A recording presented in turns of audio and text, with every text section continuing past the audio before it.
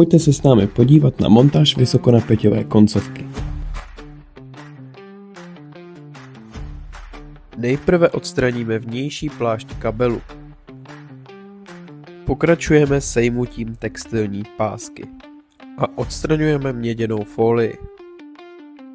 Poté namotáme první vrstvu těsnící pásky. Ohneme drátky stínění přes hranu pláště kabelu.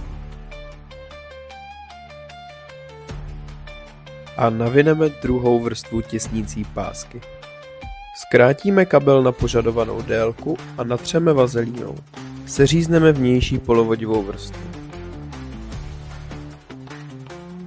Odstraníme izolaci i vnitřní polovodivou vrstvu. A srazíme hranu izolace. Natřeme vazelínu pro snadnější nasazení a nandáme tělo koncovky.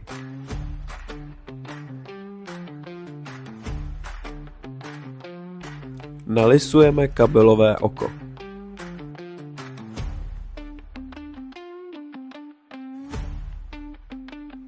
Nasadíme střížku koncovky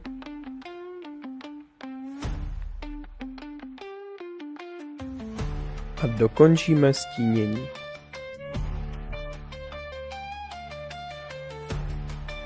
A máme hotovo. Jsme Vodcom.